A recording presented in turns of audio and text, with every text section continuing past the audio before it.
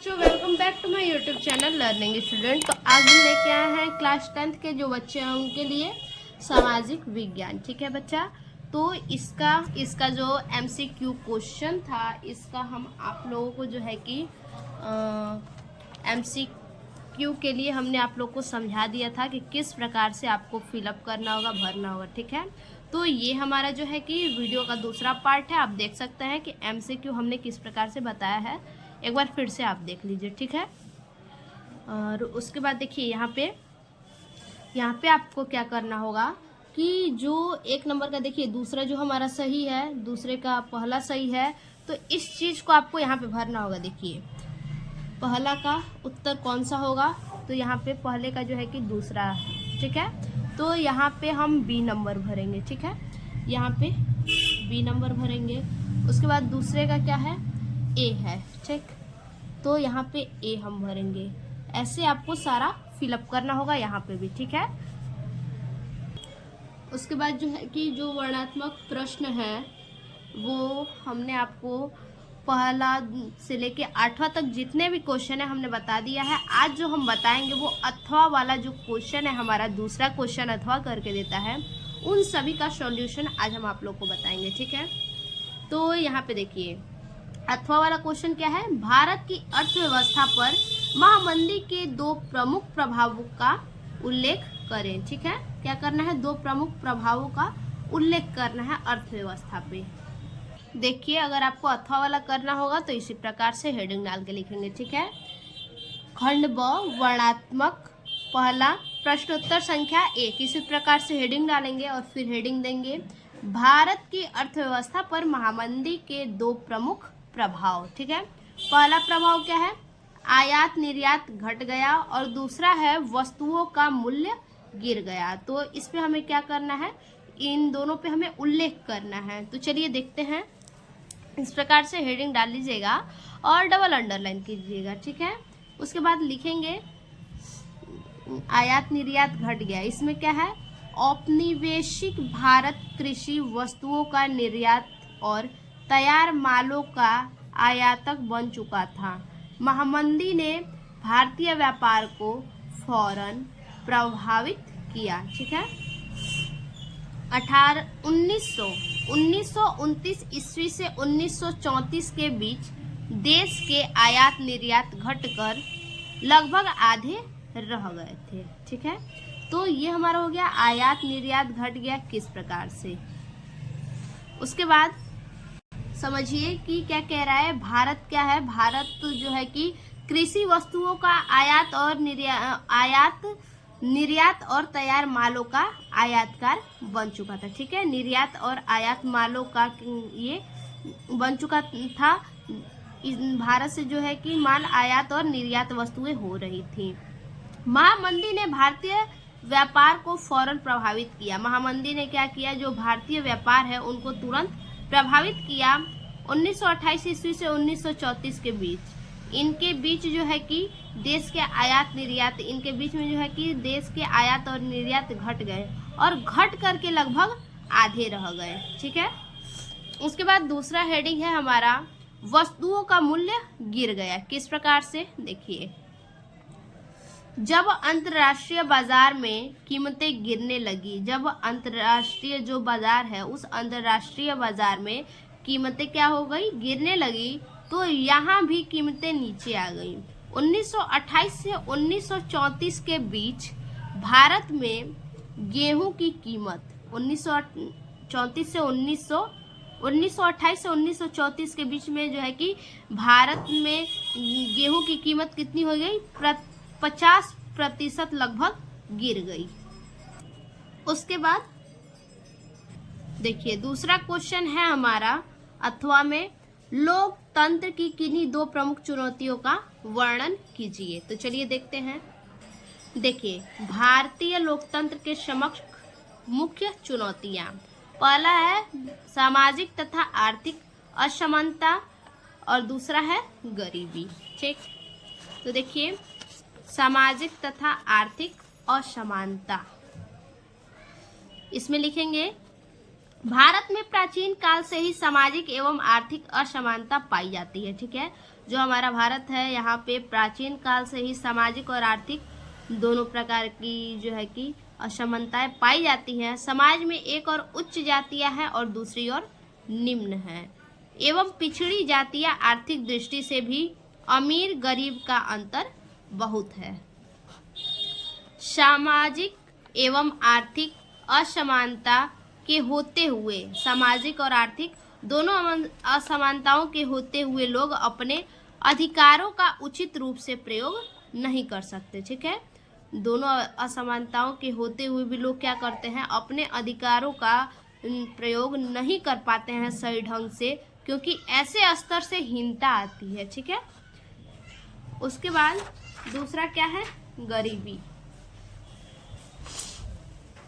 देखिए, गरीबी भारतीय लोकतंत्र के सामने एक बड़ी चुनौती है। गरीबी क्या है, भारतीय लोकतंत्र के सामने एक बहुत बड़ी गरीबी जो है कि चुनौती है।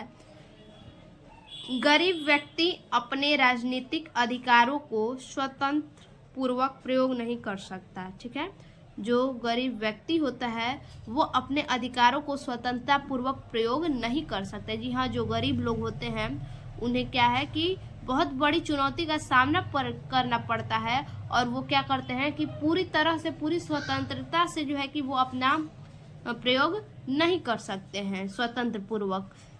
चुनाव लड़ना तो दूर की बात, ये क्या होते हैं, जो गरीब होते हैं वो चुनाव नहीं लड़ पाते हैं। ठीक है, वही कह रहा है कि चुनाव लड़ना तो दूर की बात, वह अपने मत का प्रयोग भी स्वतंत्रता पूर्वक नहीं कर सकता। ठीक है, वो जो गरीब व्यक्ति होते हैं वो अपने मत का प्रयोग जो है कि स्वतंत्रता पूर्वक नहीं करते हैं, उनकी वोटें जो होती हैं वो खरीद ली जाती हैं। उसके बाद अगला है तीसरा नंबर क्वेश्चन, अथवा में जो है ऊर्जा के परंपरागत स्रोतों का वर्णन कीजिए। देखिए, प्रश्न संख्या 3।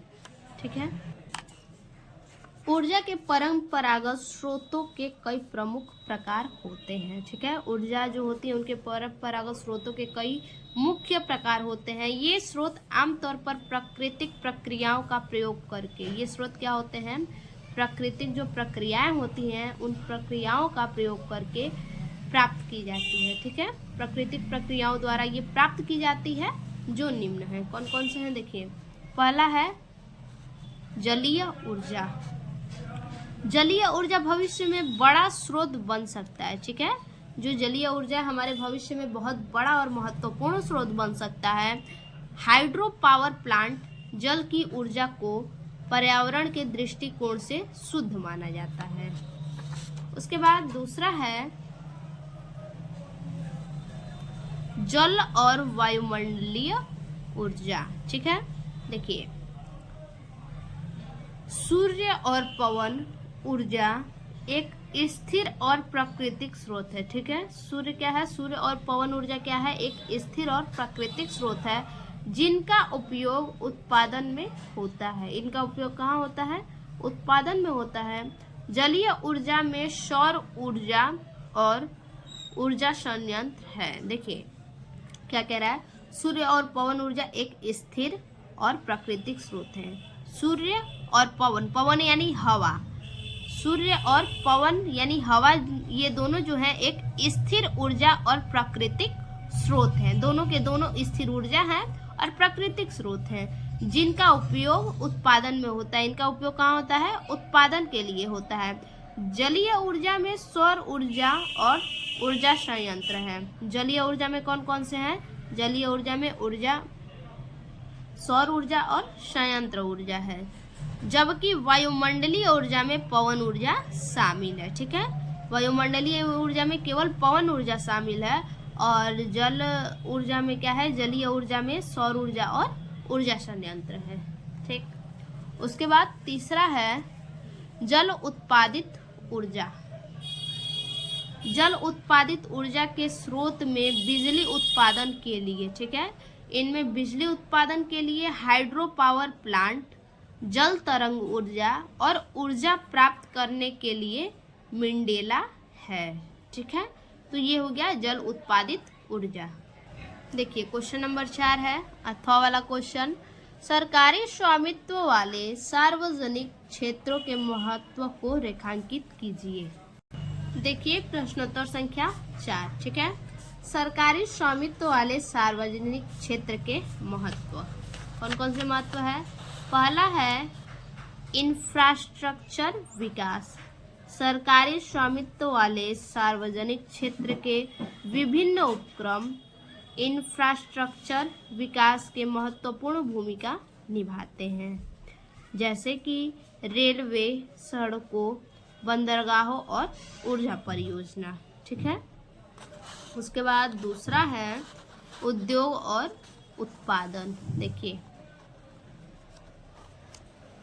उद्योग और उत्पादन क्षेत्र में सरकारी स्वामित्व वाले संगठनों का महत्वपूर्ण योगदान होता है, ठीक है। उद्योग और जो उत्पादन क्षेत्र होते हैं, ये दोनों क्षेत्र में सरकारी स्वामित्व वाले जो संगठन हैं उनका महत्वपूर्ण योगदान है।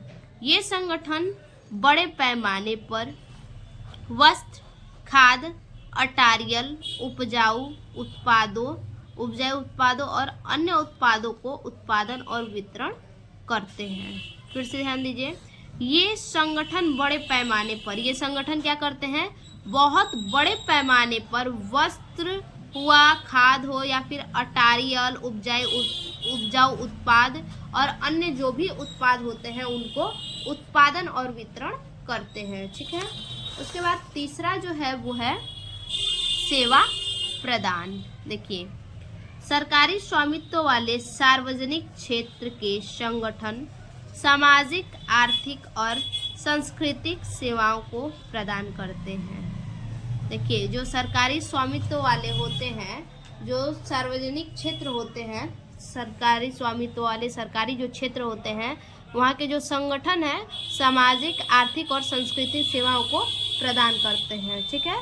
वहाँ का जो संगठन होता है वो सामाजिक, आर्थिक और सांस्कृतिक सेवाओं को प्रदान करता है, जैसे शिक्षा हुआ, ये भी संगठन में होता है, स्वास्थ्य हुआ, आवास हुआ, परिवहन हुआ आदि। देखिए 5 नंबर क्वेश्चन है वर्णात्मक दूसरा, ठीक है। अथवा वाला जो क्वेश्चन है वो है भारतीय राष्ट्रीय आंदोलन में महात्मा गांधी द्वारा चलाए गए 3 प्रमुख आंदोलन पर प्रकाश डालिए। देखिए प्रश्न संख्या 5वां, महात्मा गांधी द्वारा चलाए गए 3 आंदोलन। पहला आंदोलन है असहयोग आंदोलन। महात्मा गांधी ने भारतीय राजनीति में प्रवेश ब्रिटिश सरकार के सहयोगी के रूप में किया था, ठीक है। महात्मा गांधी भारतीय राजनीति में कैसे प्रवेश किए थे? तो ब्रिटिश सरकार के सहयोग से ये जो है कि भारतीय राजनीति में प्रवेश किए, ब्रिटिश सरकार के सहयोगी के रूप में, क्योंकि उन्हें ब्रिटिश सरकार की ईमानदारी व न्यायप्रियता में विश्वास था। क्योंकि गांधी जी को जो है कि ब्रिटिश सरकार के ईमानदारी पर और न्यायप्रियता पर उन्हें पूरी तरह से विश्वास था। परंतु वर्ष 1919 में भारत में अनेक ऐसी घटनाएं घटी जिसे उन्होंने गांधी जी को ब्रिटिश सरकार के विरुद्ध आंदोलन प्रारंभ करने के लिए विवश किया। कहने का मतलब है कि इतनी ज़्यादा घटनाएं हुई 1919 में, जिसने गांधी जी को, ब्रिटिश सरकार ने क्या किया, जिन्होंने गांधी जी को ब्रिटिश सरकार के विरुद्ध मजबूरन गांधी जी को आंदोलन प्रारंभ करने के लिए विवश किया। ब्रिटिश सरकार ने गांधी जी को विवश किया आंदोलन प्रारंभ करने के लिए। इन घटनाओं में रायल एक्ट, जलियांवाला बाग हत्याकांड आदि घटनाएं प्रमुख थी, ठीक है। अब दूसरा है सविनय अवज्ञा आंदोलन, ठीक। देखिए सविनय अवज्ञा आंदोलन का अर्थ कानून की अवहेलना करना है, ठीक है। सविनय अवज्ञा आंदोलन का क्या अर्थ है? कानून की अवहेलना करना।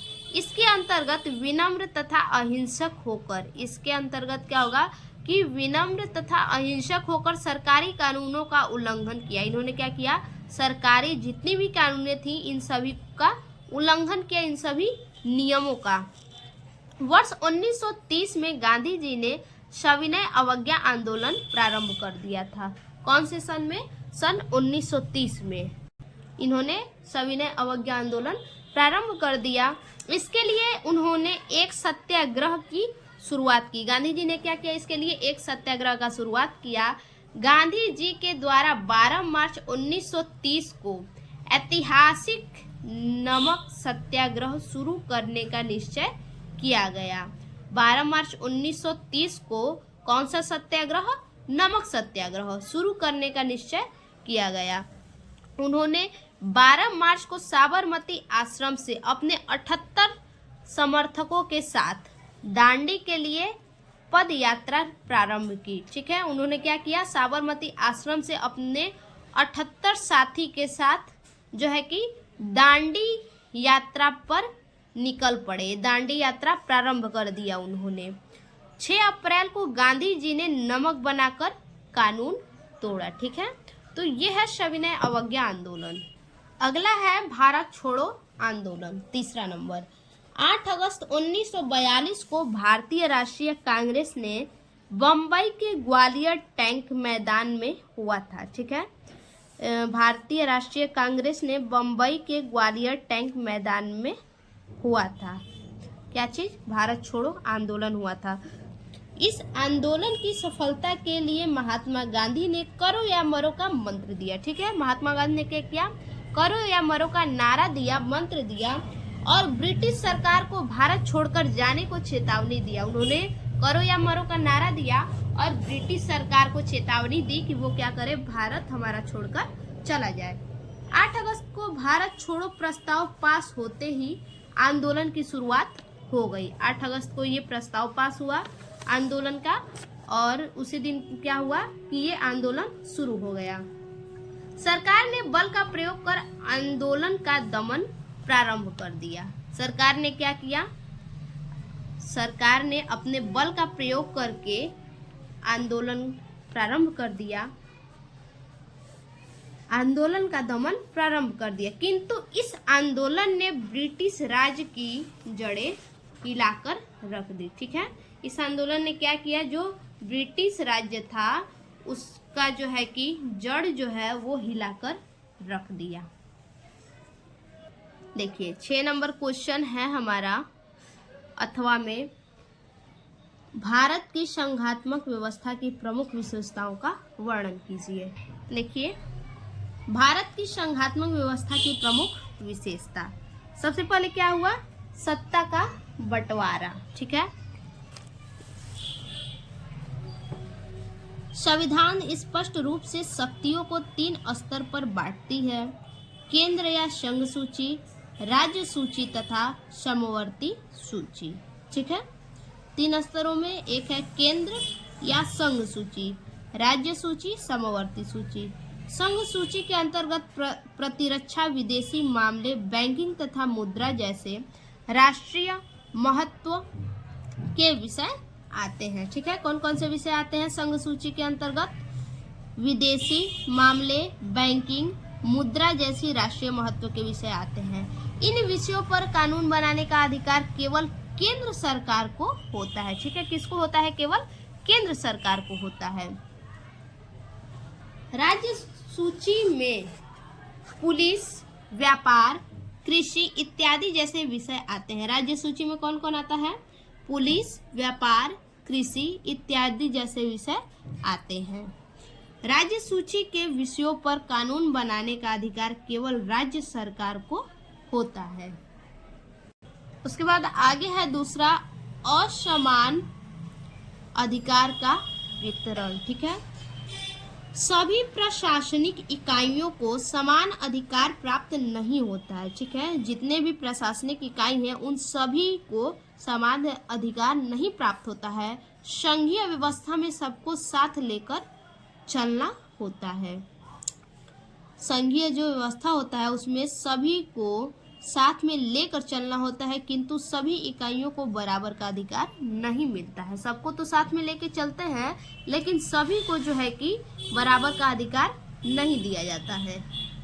उसके बाद तीसरा है सरकार की दोनों स्तरों की सहमति। ठीक है, देखिए संघीय शासन व्यवस्था में संविधान के मौलिक प्रावधानों को कोई एक स्तर की सरकार अकेले नहीं बदल सकती। ठीक है, संघीय शासन व्यवस्था जो है उस व्यवस्था में संविधान के मौलिक प्राविधानों को, जो भी संविधान के मौलिक प्राविधान है उनको कोई किसी भी स्तर की सरकार अकेले नहीं बदल सकती। किसी भी प्रावधान को, संविधान के जितने भी मौलिक प्रावधान हैं उसको कोई भी सरकार अकेले नहीं बदल सकती है, किसी भी प्रावधान को। यह व्यवस्था भारत में ही है। ठीक है, ये व्यवस्था जो है केवल भारत में ही है कि अकेले सरकार नहीं बदल सकती किसी भी मौलिक प्रावधान को।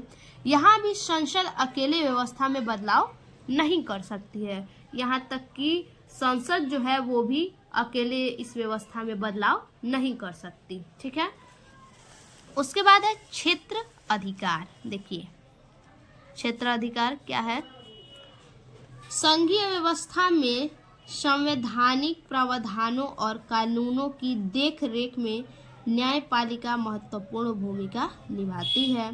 केंद्र और राज्य के बीच शक्तियों के बंटवारे के संबंध में उच्च न्यायालय तथा सर्वोच्च न्यायालय ही फैसला करता है। मतलब है कि संघीय व्यवस्था में जितनी भी कानूनें हैं उनका जो देख रेख है वो न्यायपालिका महत्वपूर्ण भूमिका निभाती है। ठीक है, उनके देख रेख में जो न्यायपालिका है महत्वपूर्ण भूमिका निभाती है कानून के देख रेख में। केंद्र और सरकार के बीच शक्तियों के बंटवारे के संबंध में उच्च न्यायालय तथा सर्वोच्च न्यायालय ही फैसला करती है। जो भी केंद्र और राज्य के बीच शक्तियों का बंटवारा होता है उन बंटवारे के संबंध में इनका फैसला कौन करता है? केंद्र और राज्य के बीच में शक्तियों का जो भी बंटवारा है वो उच्च न्यायालय और सर्वोच्च न्यायालय इनका फैसला करता है। ठीक है, देखिए 7 नंबर क्वेश्चन है अथवा में वनों का वर्गीकरण प्रस्तुत कीजिए। वन संरक्षण में सामुदायिक भूमिका की विवेचना कीजिए।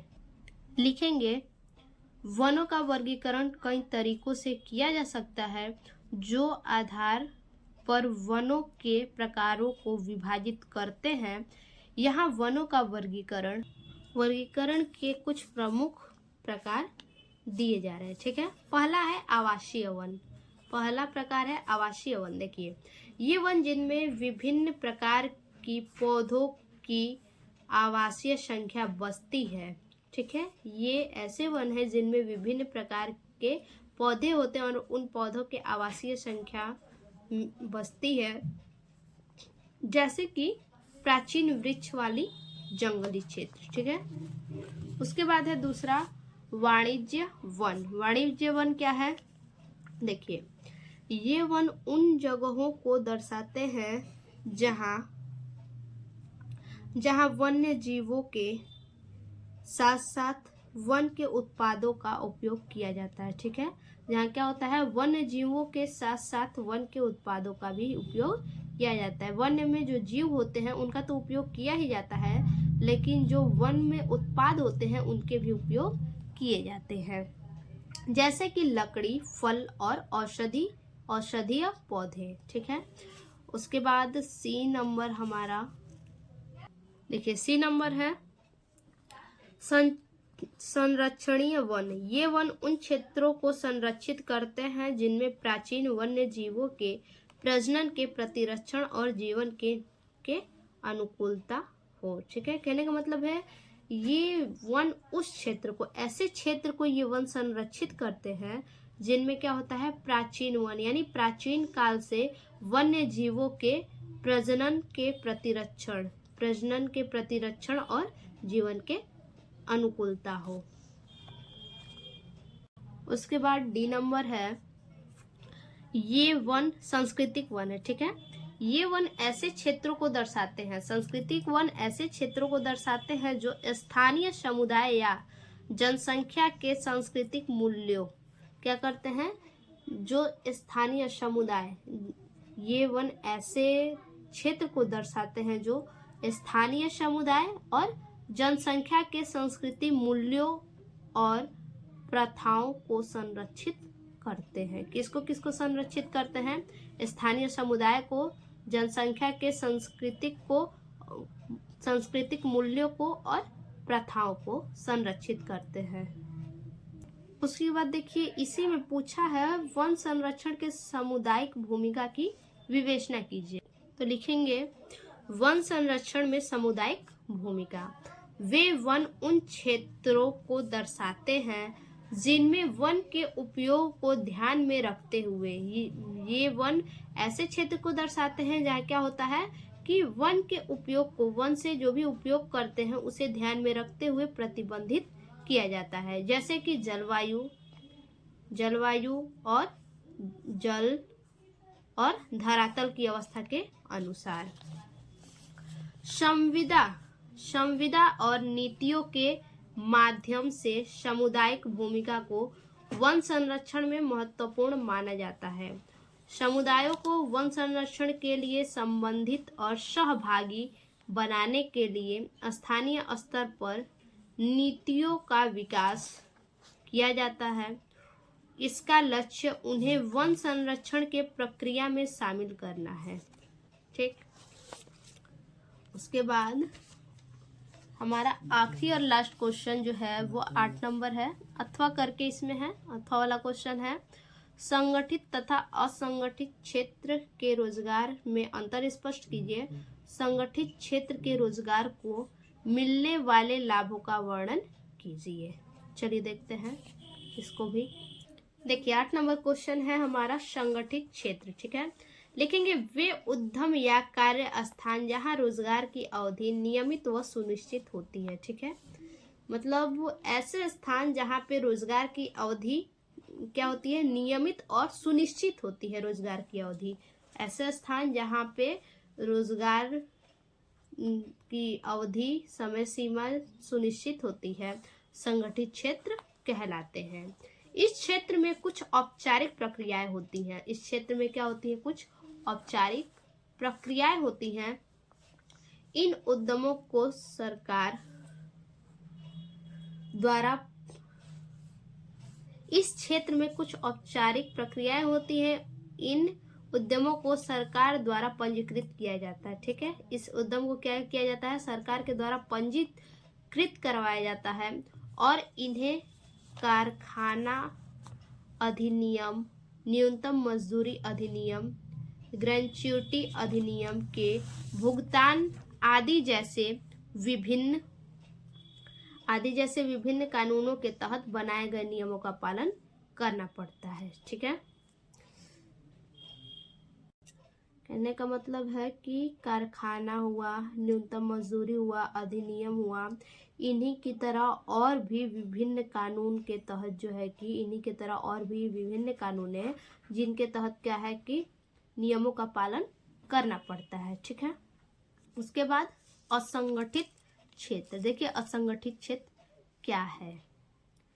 असंगठित क्षेत्र के उद्यम सरकार के साथ पंजीकृत नहीं है।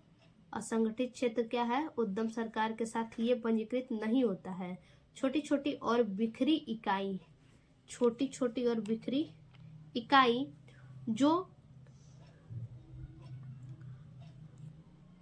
जो सरकारी नियंत्रण से बाहर होती है असंगठित क्षेत्र कहलाती है। फिर से ध्यान दीजिए, असंगठित क्षेत्र के उद्यम सरकार के साथ पंजीकृत नहीं है।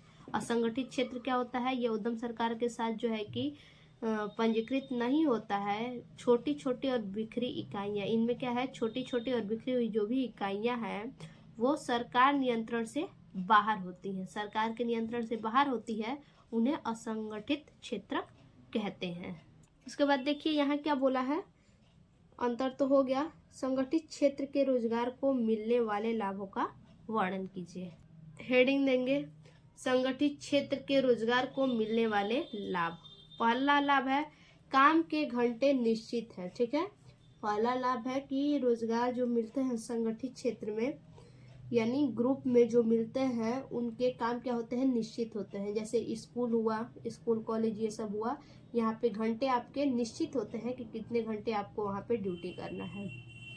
इसमें कर्मचारियों को चिकित्सा देखभाल, पेंशन, छुट्टी जैसे अतिरिक्त लाभ मिलते हैं। संगठित क्षेत्र में कर्मचारियों को स्वच्छ वातावरण मिलता है। ठीक है, तो ये हमारा हो गया 8वें क्वेश्चन का आंसर। देखिए अगला क्वेश्चन है हमारा 9 नंबर, क्या है, मानचित्र संबंधी प्रश्न। ठीक है, इसमें क्या बोला है, निम्नलिखित स्थानों को भारत के दिए गए रेखा मानचित्र में इस चिन्ह द्वारा नाम सहित दर्शाइए। सही नाम तथा अंकन के लिए आधे आधे अंक निर्धारित है। ठीक है, तो देखिए इसका सबसे पहले आप कॉपी पे आंसर लिख लेंगे इस क्वेश्चन का। ठीक है, वह जनपद जहां चौरा चौरी की घटना घटी, किस जनपद में घटी, तो गोरखपुर में इसकी घटना घटी है।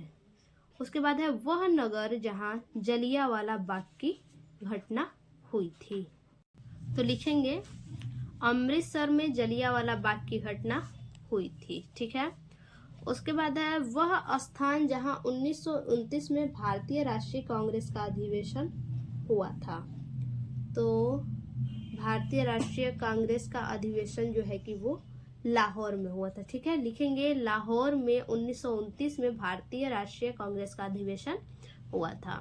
उसके बाद है वह स्थान जहां से सर्वप्रथम असहयोग आंदोलन की शुरुआत हुई, तो असहयोग आंदोलन कहाँ से शुरुआत हुई, तो यहाँ पे जो है कि नागपुर होगा। ठीक है, लिखेंगे नागपुर में सर्वप्रथम असहयोग आंदोलन की शुरुआत हुई। ठीक है, नागपुर से सर्वप्रथम असहयोग आंदोलन की शुरुआत हुई, ऐसे लिखेंगे। फिर है वह स्थान जहां गांधी जी ने नमक कानून तोड़ा, तो यहाँ पे होगा दांडी में गांधी जी ने नमक कानून तोड़ा। तो इन सभी का आप पहले आंसर लिख लेंगे कॉपी पे। ठीक है, और उसके बाद ये आपको क्या बोला है, मानचित्र पे। ठीक है, मानचित्र पे दिखाने के लिए, तो देखिए इस चिन्ह के द्वारा बताना है। सबसे पहले तो आपको ये याद रखना चाहिए कि भारत के नक्शे में कौन सा शहर कहाँ पे स्थित है। ठीक है, तो देखिए मानचित्र के माध्यम से देखिए यहाँ पे हमने दिखाया, यहाँ पे गोरखपुर स्थित है। ठीक है, तो ये क्या होगा, चौरी चौरा कांड यहीं पे घटित हुआ। ठीक है, गोरखपुर में। उसके बाद जलियांवाला बाग की घटना कहाँ हुई, अमृतसर में। देखिए अमृतसर हमारा यहाँ पे स्थित है। ठीक है, आप कॉपी पे लिखना नहीं भूलिएगा। अगर कॉपी पे इसका आंसर लिखेंगे जैसे कि गोरखपुर में चौरी चौरा की घटना हुई। ठीक है, तो गोरखपुर वहां से आपका एग्जामिनर आंसर देखेगा और फिर इस मानचित्र में आप कहाँ चिन्ह लगाए हैं वो देखेगा। ठीक है, तो गोरखपुर यहाँ आपने लिखा है तो वो समझ जाएगा, आपकी जो लिखी हुई कॉपी होगी उस कॉपी से देख के आंसर समझ जाएगा कि गोरखपुर यहाँ है और गोरखपुर में क्या है, चौरी चौरा की घटना घटी। ठीक है, उसी तरह से जलियांवाला बाग की घटना अमृतसर। ठीक है, अमृतसर यहाँ पे स्थित है।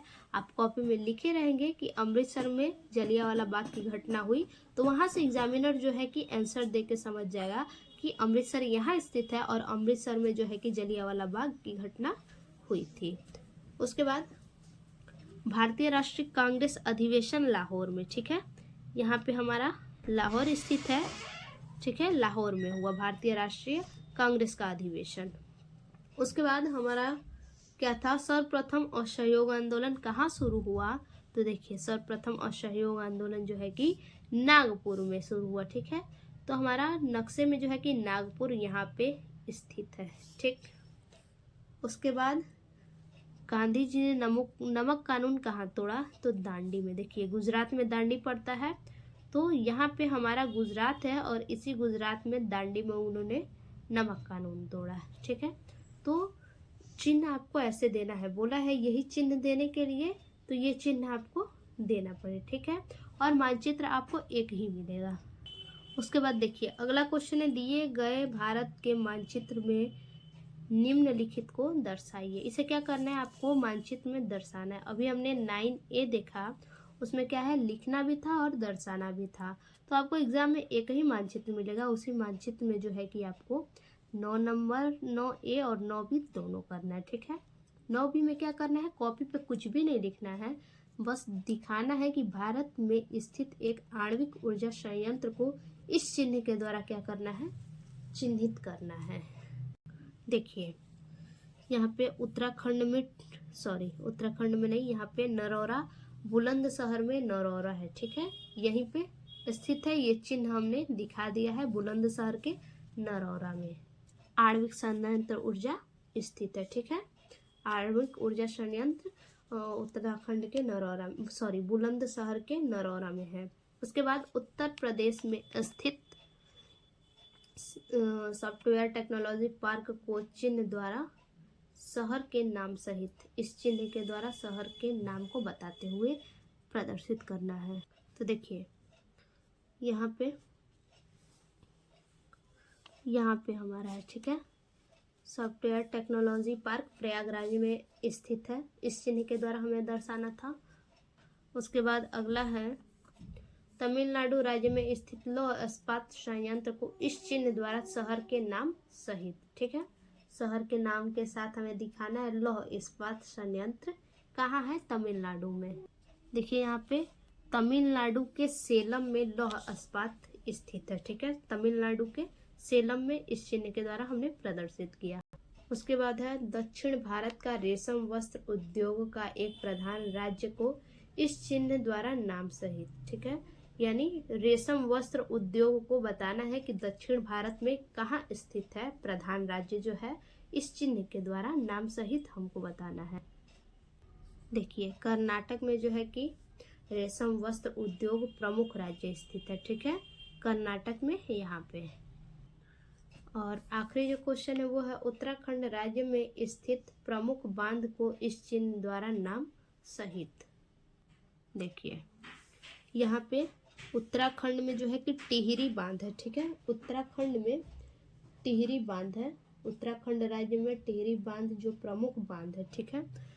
तो लिखेंगे उत्तराखंड टिहरी, सेम ऐसे ही आपको लिखना होगा, जैसे जैसे हमने किया है वैसे वैसे सेम आपको जो है कि लिखना होगा, ठीक है, एक ही मानचित्र पे सब कुछ करना होगा। तो हमारा ये जो क्वेश्चन पेपर है सामाजिक विषय का सारा क्वेश्चन हमने वीडियो के फर्स्ट पार्ट में और सेकंड पार्ट में दिखा दिया है। आपको अगला वीडियो किस टॉपिक पे चाहिए आप हमें कमेंट में बताइए। फिर से मिलते हैं एक और नए वीडियो में, तब तक के लिए धन्यवाद।